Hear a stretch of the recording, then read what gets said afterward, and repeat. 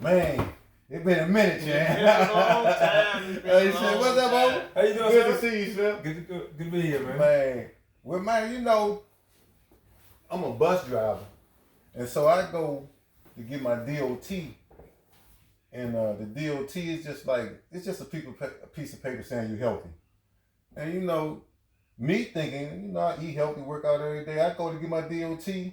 They told me everything was wrong with me, man. That's why I haven't been doing the show. Okay. Man, okay, you got okay. high blood pressure, protein in your urine, cholesterol, this and that, and this and that, and that, hot murmur, all that. Wow. And so, with all these conditions, I had to go to my regular doctor, and he tell me everything fine with me. I had to, it took me almost a month to get an EKG. They tell me you got the heart of a 30-year-old. So when I go back and get my DOT, they tell me, man, you fine. So God working mysterious ways. Eat McDonald's and cheeseburgers before you went up in that It joint. was strange as I don't know what, man. I was out for 2 months. Yeah. They just told me, man, but Sometimes it's the person that's there too. yeah. I definitely think, because she told me, she said, man, I can feel you, but I'm not. And she's not. She said I can pass you, but I'm not. Wow. Oh, she said that. She said I can pass. She said this ain't really nothing, but I'm not gonna pass you. I'm gonna let you go through. And she said you got to get back within 45 days. If you don't return all the information in 45 days, so I did all that, and then I had to go take the DO test over again because I didn't get the paperwork back in time. Wow. Yeah, so that's what's been happening with me, Champ. So you know. Wow. Yeah. But you gonna make it though, man. I got it. I'm already straight. They told me, man, ain't nothing wrong with you, man. You in better health than the average. I'm like, yeah, but why you ain't tell her? Cause she, yeah. So how you been, oh? I've been pretty good, man. Yeah. How about you, man? Taking time. Man, you know. I've been good, man. I've been good. Yeah. Okay, well, let's start the show. Peace, love, good health, and black power. If it's all right, y'all, with y'all, today I want to talk about getting to your purpose. Okay. And my man O inspired me, and we're gonna get into his story a little bit. But I just see a lot of people that I notice. I feel, and I'm not judging nobody, but I just feel like they not really, working on their purpose. They just working jobs and stuff. Mm-hmm. And so I just wanted to, ask y'all opinion about it, what y'all think about it, so what you think about it, and how did you find your purpose? For the most part, like I'm in sales now, Mm-hmm. but I actually fell into sales by accident. Like I did it before, left it, was working with in a family business. Mm-hmm.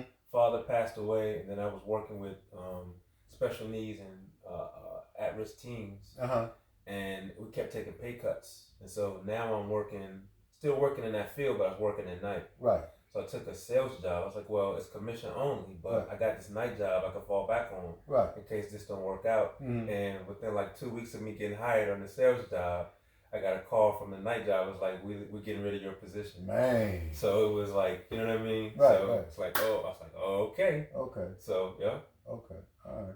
And so I was, I know for me, my purpose is to work with the youth. And I do it through boxing. So but we still, like I'm a bus driver. We still gotta, while we working on our purpose, have a source of income coming in. Sure. But I think one of the main things that hold us back from finding our purpose is not willing to fail fear. Mm-hmm. Mm-hmm. And I think, man, just for me, I don't judge nobody, but I dislike maybe that's too strong a word. I don't like the energy of people that's scared to fail and always complaining. It frustrates you. If you every day you saying whatever, man, I can't read. Okay, I can't read. Okay, well, Chan, what we gonna do about this? If you can't read and you want to learn how to read, like it just frustrating for me to be in, and that's your life. I don't care, but if you coming to tell me every day, now you put me in it. So that's one of the things that I feel hold us back. I got a couple things that I feel like hold us back, and then we can get into it, and y'all can let me know what y'all think. I think another thing is being scared to fail. Like, I know you a football player, and Neil, Neil do all types of things, but when you're a football player, you're going to have hard days and you're going to get hit and people going to laugh at you, but you can't leave the football field being scared that, you're going to fail in some stuff. And for me, most of the time when I fail, that'll be the best learning lessons. Yep. Like when the coach when I used to box, man, keep your hands up, keep your hands. When that joke keep hitting you all the time, you're going to be like, hey, I got to keep my hands up, man. Right. Yeah. Sometimes, and people, I done got whooped in front of people and people be so embarrassed they don't come back to the gym. But man, if you want to do this, you got to go through stuff. Yep, I agree with that. You agree with that? I agree with that. What you think, Neil? Yeah. I think, it's funny because it makes me think what gives people that, for lack of a better word, that grit to keep going, and what make people, and why do some people fail? Like, why would you keep going? Like, when you play football and you ain't do as well, what would make you keep want to go forward instead of just stopping? The heart. You gotta have heart. Yeah. You gotta have heart. So yeah. I think that's the thing that I always try to figure out, like, heart.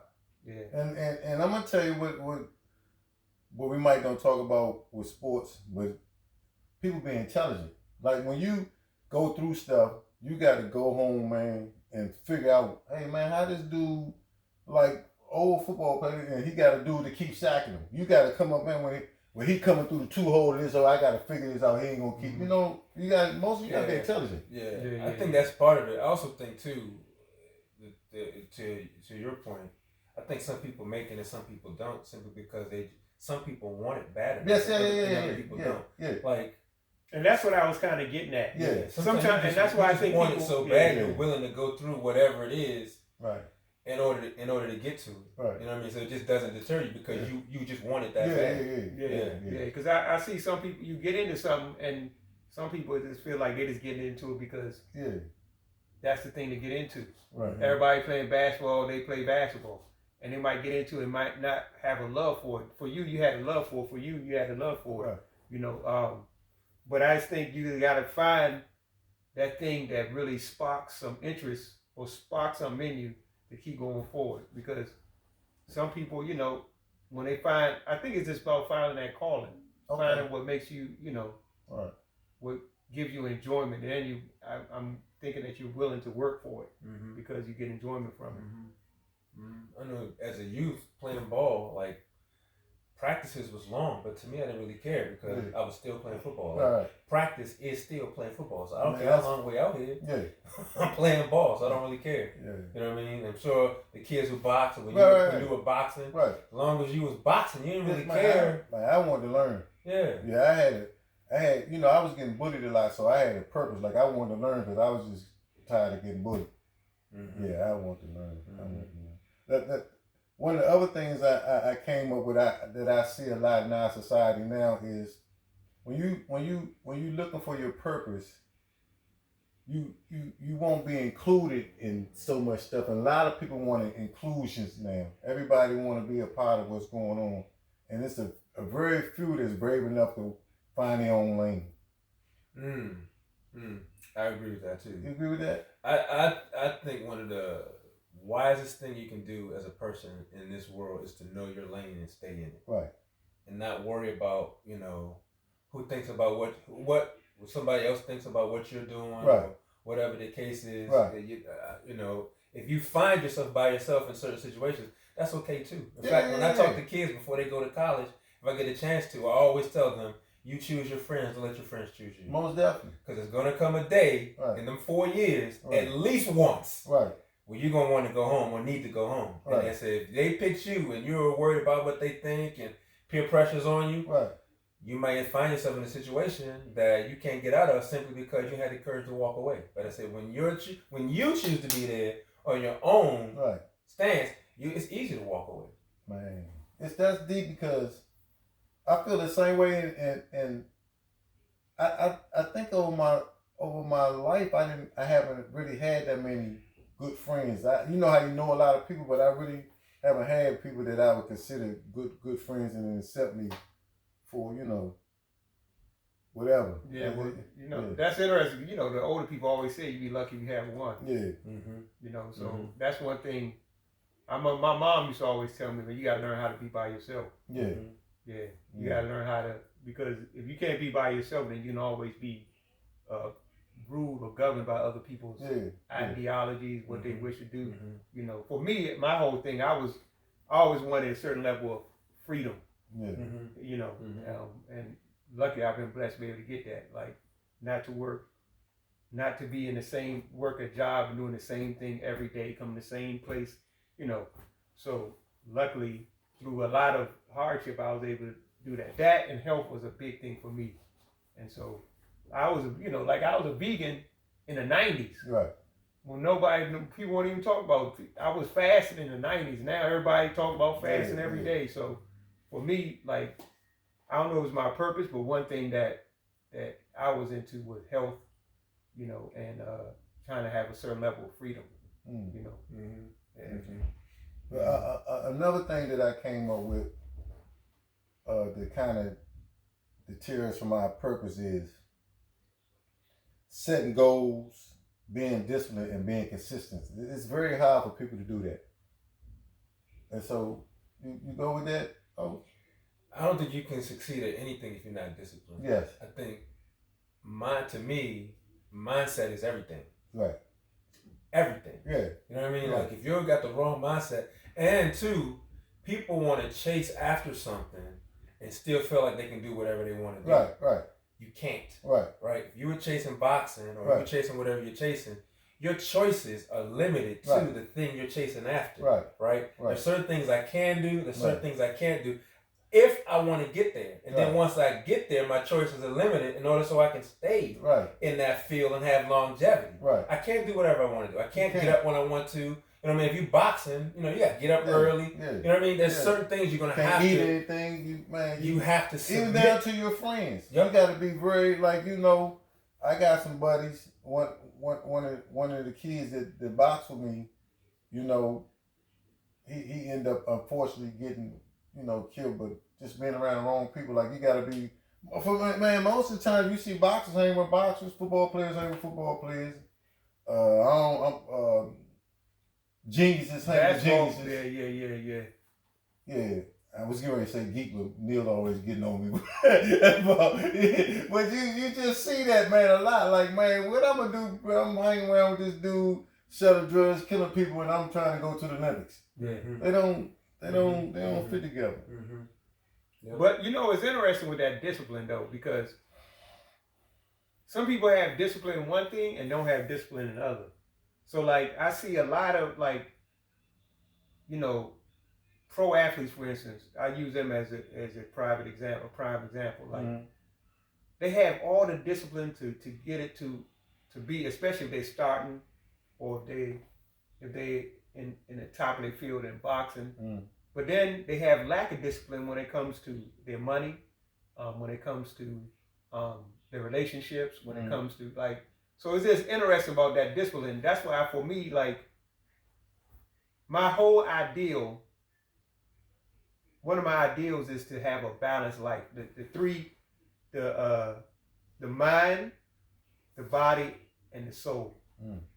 So this dude told me one time, he said, most people can only get two. He was a fat dude. He said, so you see, I got the mind and the spirit part, and we were at a spiritual, like a get together talking about spiritual matters. But I see that people could be disciplined in one thing and not be disciplined in another. Some people can be disciplined as businessmen. They can make a lot of money, but then you see them and they overweight and dealing with such and such.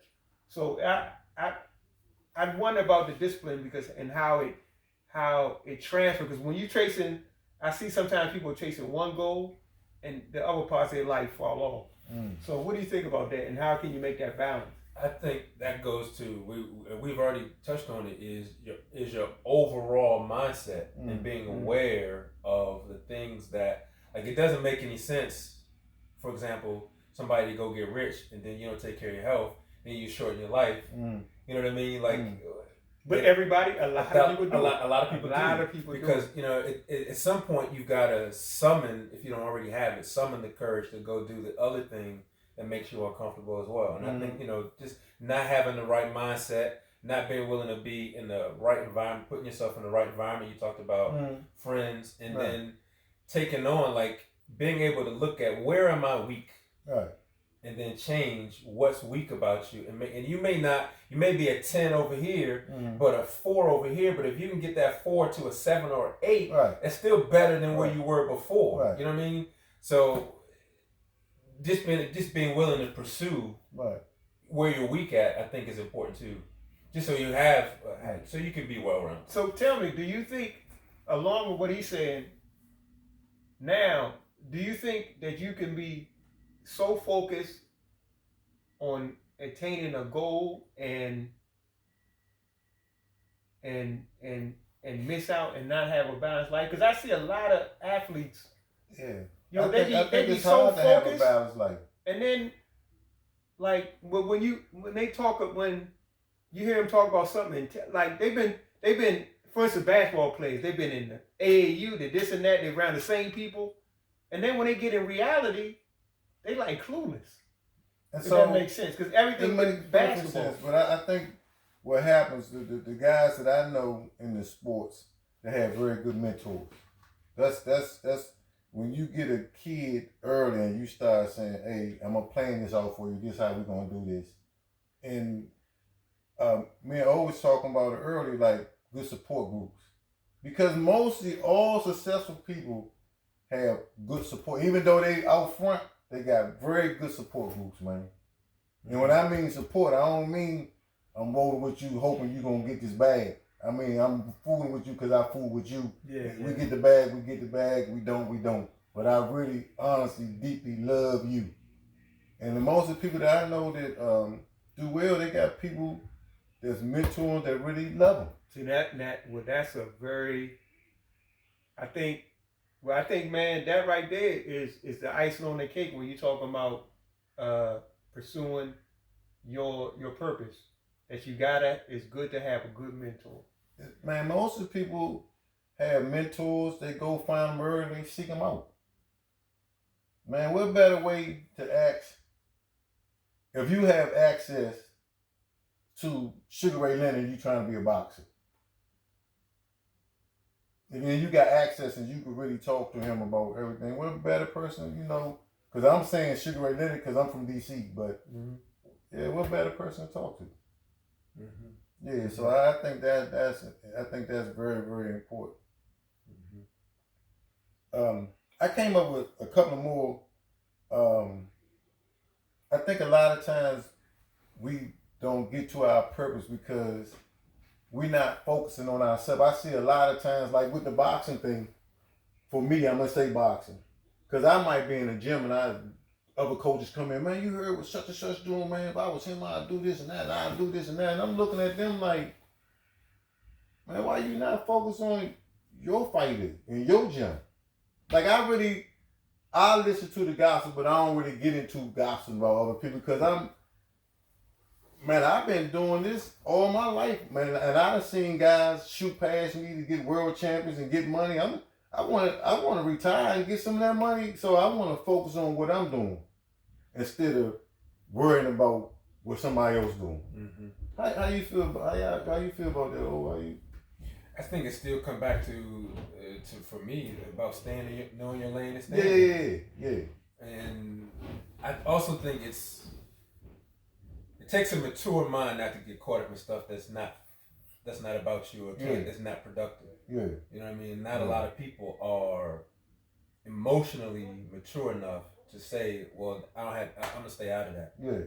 I can be aware of it, yeah, but I don't have nothing to say about that. Yeah. But it's hard to hate on a dude that's taking out his time, even if his fighters is not the best fighters, but he's making a difference. So his fighters not the best fighters, but he's making a difference in these dudes' life, and all the dudes graduating from school and going to college. they're not doing nothing on the physical side, but it's hard to kind of be like, You know, man, that's for me, that makes me think about one you said was good was having mentors, right? Mm-hmm. And I remember you used to always tell me that you were raised around men, and they taught you how to be I was raised around men, right? Because a lot of people, a lot of things you share is like true manhood, like keep your word, do this, like like you ain't gonna talk bad about nobody else because of. So I think that's one thing, being raised around good men, right? But one thing I was reflecting on is that's why it's so important to have a spiritual reality, spiritual self. Yeah. Like if you got to, whether it's the Torah, the gospel, the Quran, you gotta have a guidebook to govern your life to be right, to live in a spiritual and a righteous path. If not, then you'll be swayed by everything else around you. So to me, you gotta have a connection with your Creator, and for me, it's prayer and meditation. That like every day, I try to have a connection or pray, to ask for direction, but also I have a guidebook of how to govern my life. Okay. I think another reason that people don't get to their purpose is, I think, and it's just me thinking, I think we don't follow things that we love. We are following the bag. And I think you need to find something that you really love to do, that you like you take us to go back to football. You playing football for free all your life. So when you get paid, it ain't, it's just icing on the cake. It ain't really. And so I see a lot of people, like, man, it was this guy I was talking to him yesterday. He was like, man, Tony, have you ever made $140,000 on the bus? I was like, man, you have to live. Like, I don't. And so I want to be a boxing coach. I'm just using my job right now. But that's my ultimate goal. I don't want to work myself. I seen it some on Facebook. I was telling Neil the other day, if you're not working on your dream, you're helping somebody else work on theirs. Mm-hmm. Yeah. Mm-hmm. And so, just when y'all input, do you follow the bag, or do you try to find something you love to find your purpose? Because, man, I know so many people work jobs, retire, go home, dead. See, there you go. And I ain't saying I'm gonna live forever. I'm not saying anything can happen, but because a lot of people, when you talk about health, they always be like, "We gonna die anyway," and I could die. Nobody. I don't got an expiration date. So, but it's about optimizing the life you have right now. Right. And what you saying, and along what I was thinking of also, like you talking about these people put all this money for the bag, and then to me, what happens is then you put all this energy into making money over time, whatever it is you're doing, right? And then when you stop it, you don't have a life. Right. You realize you don't even have a life, right? You follow your purpose. Right. Once the bus is gone, you gonna be 90. You could probably be in the 90 years old, whatever. Be like, man, throw the jab, whatever. Yeah. It's gonna always be a part of you, even if it's coaching another coach. Right. It's something that you can do, and you will never stop because it's your passion. Right. But if you just fall in the bag, once you get there, then a lot of times people have a certain amount of money they want, they get there, and they realize they got money but don't have a life. Yeah. And what I mean is a life is loved ones, travel, whatever it is, man.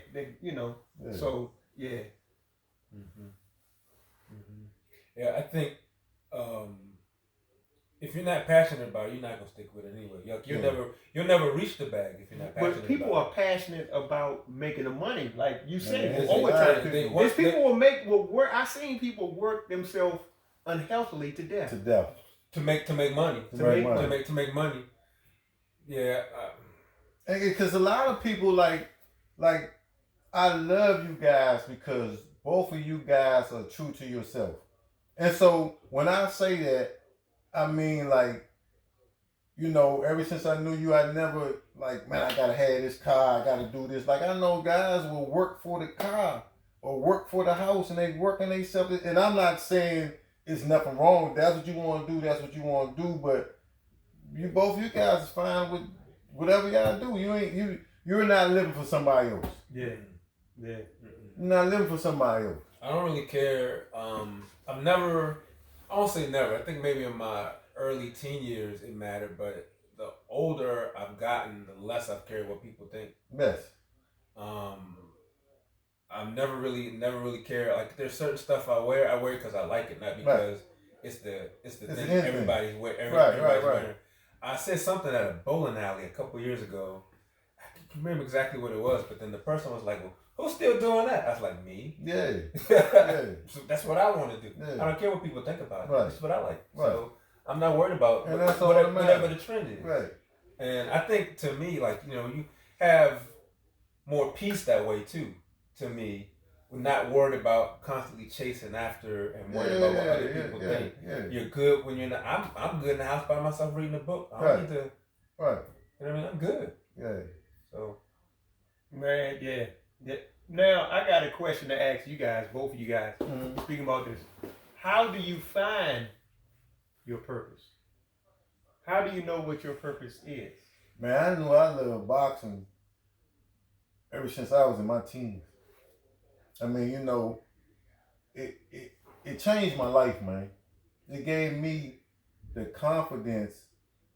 When you good at something, the confidence go to other aspects of your life. Even if you're going to a job interview, you still got that same swag. Like, man, let me get that job up off you, man. I'm such and such.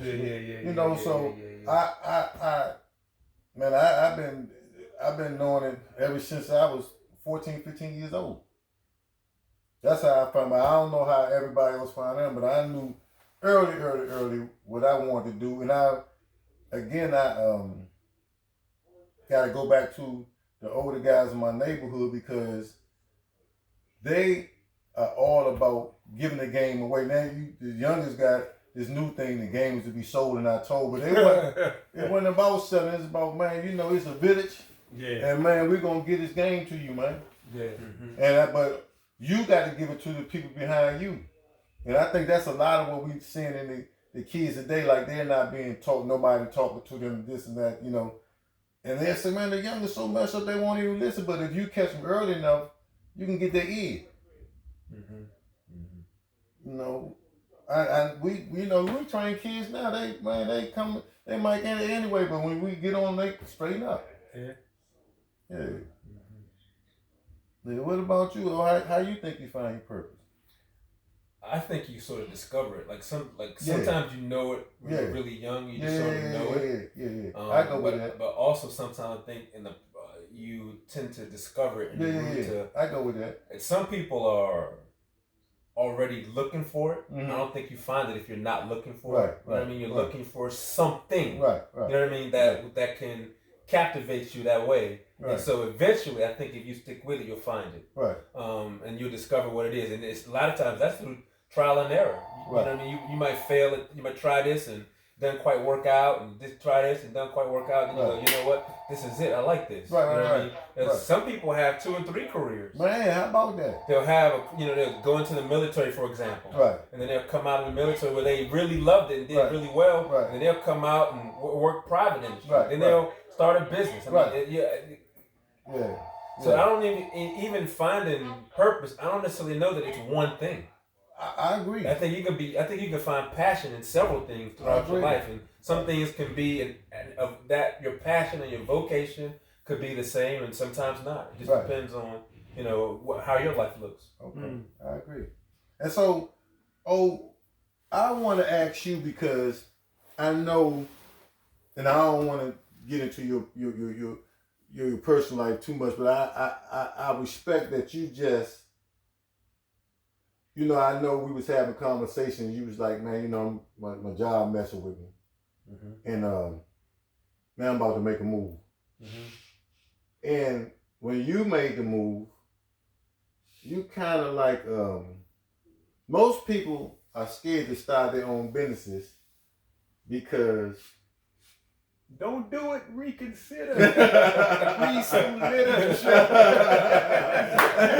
They scared because they like, man, I'm gonna hold up on this, keep working this job and try to figure my business out. But you just said, forget the job. I'm gonna do this business. I don't know if you want to tell what your business is, but you just like, I'm gonna forget the job. I'm going all in, man. What gave you the balls to do that, man? Mostly a lot of it was frustration. Yes. I was fairly successful at my job. Mm-hmm. Sold $1 million worth of product. And even though I was doing that, and they were using me on occasion to train other people, right, I still was never really the guy. Right. You know what I mean? The general manager was always like, even though this, like, for example, Neil was on the job before I was. Right. So I was going to Neil saying, how are you doing what you're doing? Right. Right. 5 years later, now Neil is coming to me going, how are you doing what you're doing? Right. Right? And so like Neil kicking my butt year after year after year, and then all of a sudden now, I'm beating Neil on a consistent basis.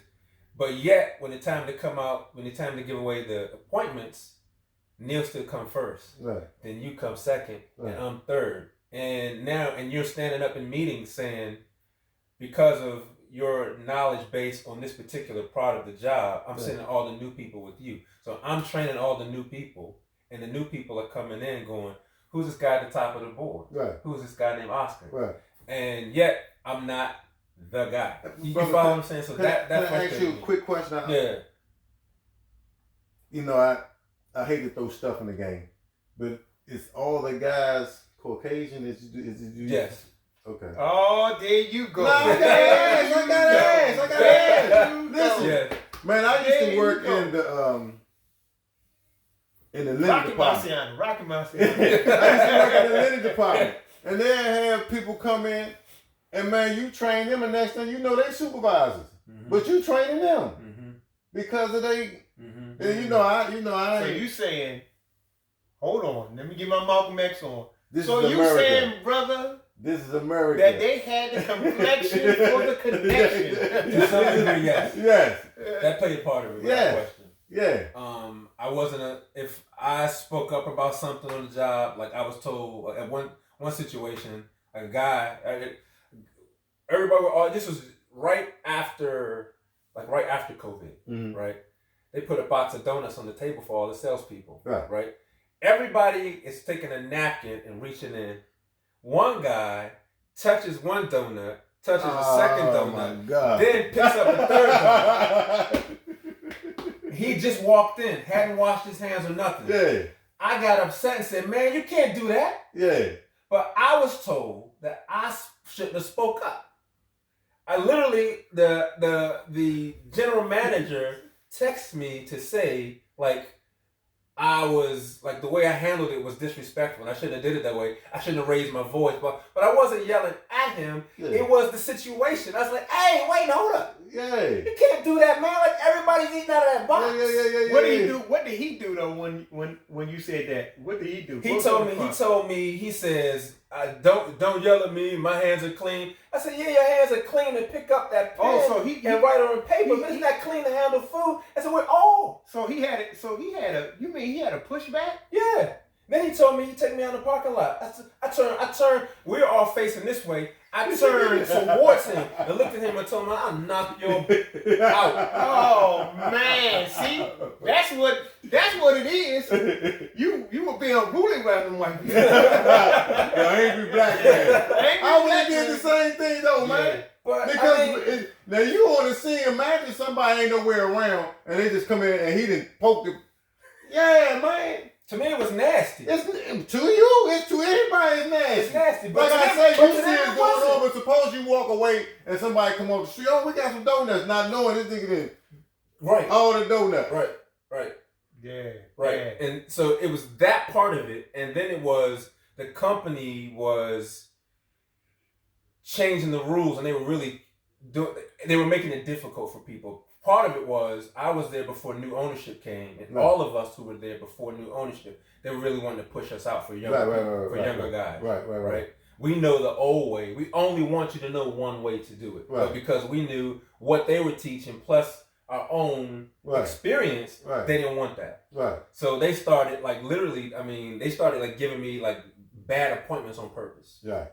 And they told me because your closing percentage is down, so that no matter how, even if you don't get a chance, if I go to somebody's house and knock on their door and they don't open the door, they count that as if I didn't close it. Right. Nobody opened the door, so how can you know what I mean? Yeah. So now my closing percentage has dropped because for 6 weeks, I think I said when normally you sit in front of 10 to 12 people a week, over the course of 6 weeks, I think I was in maybe 10 or 12 houses. Wow. Because everybody was either no showing or you know what I mean. Right. So they wanted me to go to extra, go to extra training because you're not closing. So I told the general manager, I went in his office and closed the door. I said, I'm not going. Yeah. I said, how you can't? People aren't home, and they're not letting me in when I get there. I said, there's no training for that. Right. I said, so I'm just telling you to your face. Right. That I'm not going to be in the training, so that when they ask you where I am, you're already prepared to tell them. Right. Oscar told me he wasn't going to come. Right. So you're not looking like I don't know where he is. Man. And I didn't go to it. Right. And then they called me. The general manager called me and said, "You've got a choice. Either you can go to that training, or you can turn your stuff in." I said, "I'll be in there tomorrow to turn my stuff in." Man, that's bossy. That's bossy. So and I purposely turned it in while they were having a meeting. Yeah. Man, that's bossy. Man. Yeah. So I chose the field that I'm in, which is going into life insurance, simply because it gives me the opportunity to work for myself without having to change my skill set. Right. I don't have to go learn how to sell. I've already been doing it for 10 years. Right. But now this gives me a chance to do that and be my own boss, where I get to choose where I go, the number of appointments, everything's on me. Right. So, brother, I applaud you, man. Congratulations. I know you're gonna do well. Thank you. I know you're gonna do well. And so I want to, if it's all right with y'all guys, I don't want to tell people too much, but can we touch a little bit on the Kanye? Sure.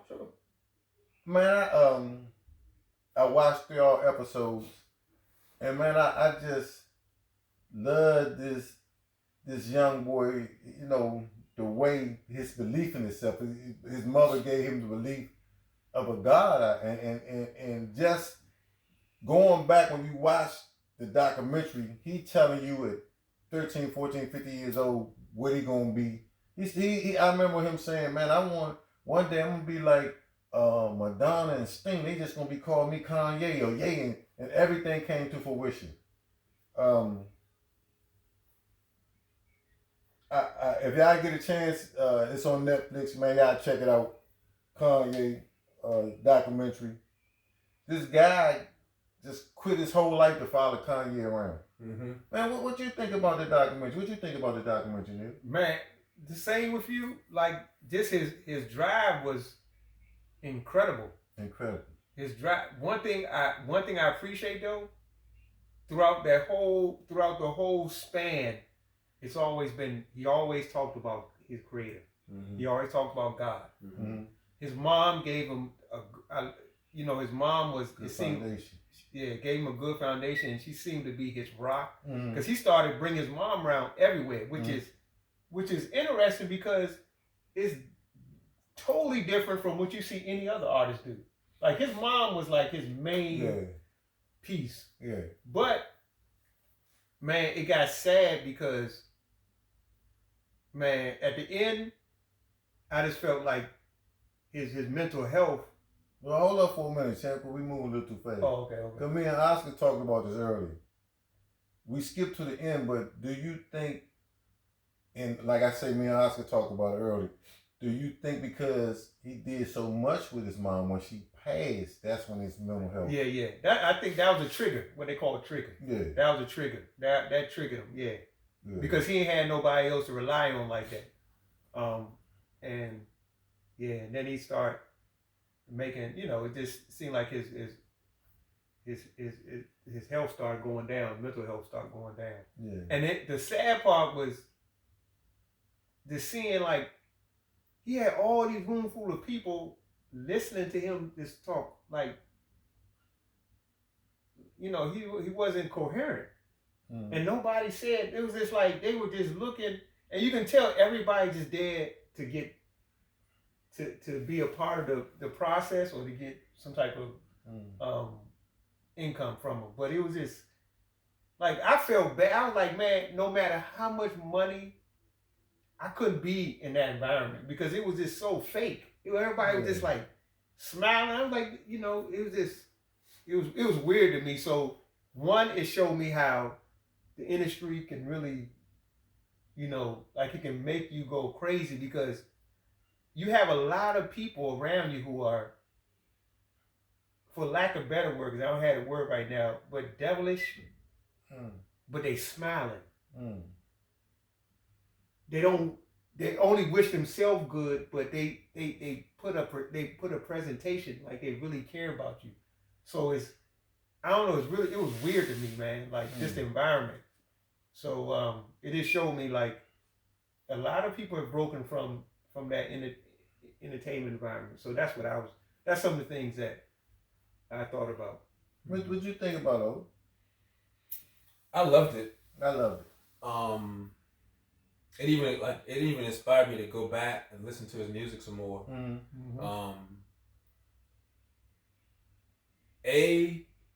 I love the fact that he pursued his dream no matter what. Right.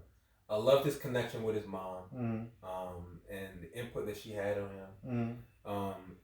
But more importantly, not just the fact of the dream, but the dude was a straight grinder. Right. Like when he's in the office and he's trying to sell himself, and they're almost ignoring him. He was undeterred by that. Right. You know what I mean? Right. Then he was waiting on an album date. Right. They wouldn't give it to him. He kept waiting and waiting. He's like, all right, well, I'm gonna go make a video. So I'm gonna spend my own money, get my own video out there. Right. And so like he was just completely undeterred by, even though he kept getting bumping up and stuff, he found a way around that to do something else. And he didn't just sit back. Like, he could have got to that point where, okay, I've got a contract. I'm gonna just sit and wait for them to just keep making beats. You know what I mean? I'm just keep making beats and I'm gonna wait, and eventually he was like, he still kept grinding and pushing, even in that environment. Like you're sitting in an office with Dame Dash. You're now in studios with Jay-Z. You're now in studios with the Neptune. But he still had hustle and go for it. That's how you know he was deaf. His whole his confidence, his self-confidence wasn't about I'm better than this guy or I'm better than you. It was about only in his passion for his music and his ability to believe in, I can make a hit song and I can make your head bop to it. Put something positive in the world. Right. He was completely all about that. Right. Nothing else. There was no other unnecessary drama with him. Right. You know what I mean? Right. So I really appreciated. I love it, man. For that. And then the third episode it's hard to watch. Yeah. But I see people personally who've gone through some sort of trauma where they've lost someone close to them, and as a result of losing that person, they're not the same after that for whatever reason. And sometimes they're not the same to the point where they have to be on medication or whatever the case is. And when I watched him, it was very similar to that. I hate seeing it. However, the genius of who he is still underneath there. You can see that. Right. His passion to grind and create is still there. And in fact, I think right now his creativity is the thing that's kind of keeping him. Yeah. You know what I mean? Yeah. And in the meantime, other than that, man, I'm rooting for the dude. Like, man, 100%. Yeah.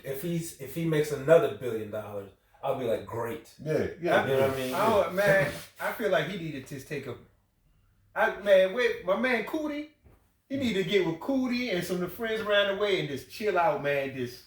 I just feel like, man, he needs some people around him I was talking to you from the Sandbox. That support system. Some people who remind, because they can remind him of his mom. The day ones. They can talk to him about, you remember when mom was doing this? And he can just, I just feel like the people around him, it just made me feel a certain type of way, man. There's my thinking around it is there's a lot of things I would love to see happen for a lot of people, but because it's out of my control, instead of wishing, I just root. Right. Like, I just root. Got you. I want to see you successful. Right. I'm gonna sit back. I'm gonna watch whatever little success you have. Right. I'm gonna root for that. Right. I'm gonna be in your corner. Right. I will get frustrated if I sit back and go, well, I would love for this, that. I mean, the dude lives on, he lives on the West Coast. I've never, you know what I mean? So certain things I'm not going to allow myself to pull on my heartstrings for so much because it's out of my control. Right. So I'm going to sit back, and for me, I also don't really want to talk a whole lot around where he is because, as a black man, as black people, I think we should just, I'm not saying co-sign people's bad behavior, right, but be more of a support ourselves. Yeah, right. And if them pink people want to talk about him, then we should be the people that be like, no, that's our guy. Yeah. I got that. That's our dude. We might be able to say that, but you can't say that. I got that. You know what I mean? I just choose to approach it from that and just be like, hey, let's group around him and root for him and wish him the best. If he put out some music and you like it, go get it. Right. He's a smart dude, man. They say he put out a joint, a $200 little thing that you can only get the music from a little player. I don't know, people who into the internet. Yeah. You know what I'm saying? He put out an album, but you can't stream it. Right. You got to buy the mechanism to listen to it. Right. Yeah, and $200, and they say he sold like selling out. Man, smart man, smart man, smart man. I just want him to be, like you say, man. All black people in particular, man. I just want him to be a healthy man, because he got a lot of stuff. I'm looking forward to what he does next. Yeah. You know what I mean? Whatever. I ain't gonna buy none of his clothes. Nah. That's not my speed. Hey. I already said it earlier. Stay in your lane, baby. Stay in your lane. That's not my lane. Man, it's okay. 2022 homeless, man. All this stuff look like homeless people. I say, man, what is Kanye doing, man? Yeah, I think he's intentionally trying to be different and trying to shake up. He's doing a good job. He's doing a hell of a job. I think that's done. I think that's on purpose. Yeah, he's doing that. I think that's on purpose. Oh man, you wrong, but you right, baby. You wrong, but you right. So man, I think that's about it, champ. You got anything you want to say? Anything else you want to say? I'm good, man. Yeah. How'd you been? Man, I'm good, man. Peace to the people. Yeah. Good to be back. Oh, before we go, man, I just want to talk about what's this dude's name? He fought Chris Colbert. They call him Lil B-Hop. Lil B-Hop. He fought this Spanish dude, Hector Garcia. I still haven't been watching. Last Saturday. And this on the same subject of your purpose. Because he's a boxer. But he likes to play. He likes to, they call the dude in 2 weeks before the fight. It's a title eliminator. Whoever win this fight gonna fight Shakur Stevenson after he fight. And the dude Hector Garcia came in and beat the bricks off this little dude, man. Because he laughing and playing and electric sliding in the back, but he always did that. And so I think I bring it up because, man, when you get on your purpose, man, when you get your chance, be on your grind, take advantage of it. Because the windows are so small when you get your shot, man. Mm-hmm. The windows are so small. When you get your opportunity, you got to go, man. Mm-hmm. You got to go. Don't be BS. Mm-hmm. I think, unfortunately, a lot of people try to get that from Floyd and before him, like Muhammad Ali, with the element outside of the ring. But what they don't realize is both of those people, that was for Muhammad Ali, he said, I was saying I was greatest long before I believe it. Mm. But they worked doubly hard to back up what they had to tell. They didn't work as hard. Yeah. They worked doubly hard. everybody know about, man, Mayweather, man, worked 2 days, 3 days, 7 days a week. Yeah. Ali, man, jump rope 20 minutes, man, 6 days a week working out. Like, they work doubly hard. And I think some of these people are not seeing the full picture of these people who presented like a little bit of entertainment outside of the ring.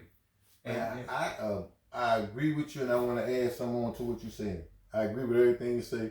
But, man, these dudes spend too much time on the ground. They do everything they do on the ground.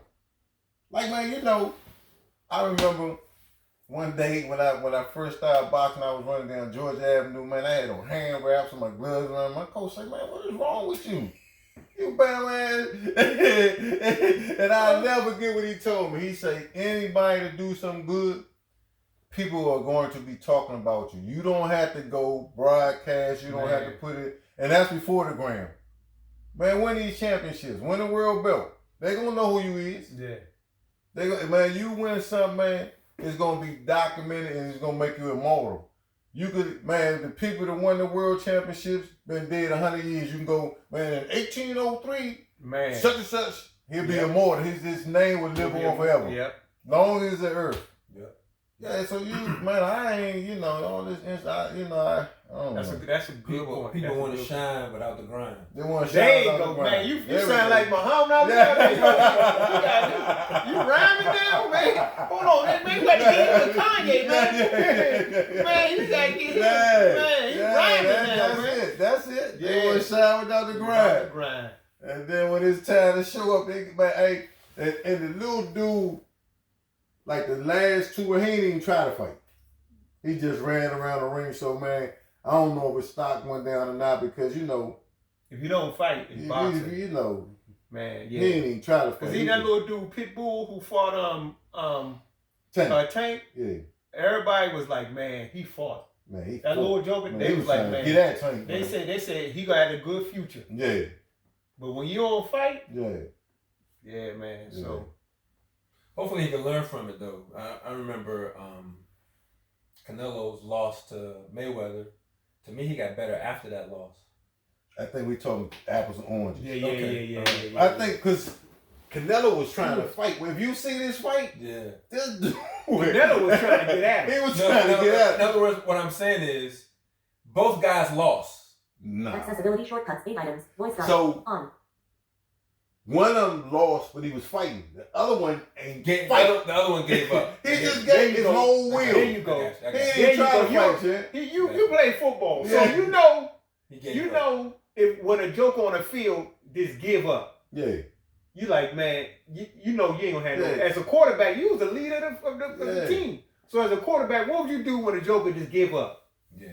Right? Yeah. Trying to sit him down. Yeah, man. Come on, man. Put him out the passion, man. Just give up. You know it on the field. That's what you mean. Yeah. So that's what, Yeah. So, man, that's pretty much it for me, man. You ready to close this thing off? Yep. You know, mind, body, and soul, the goal is to die young as late as possible. Yeah. And always give God the glory, man. Always give God the glory. We out. Peace. HDMI 3 and Samsung. Got telephone.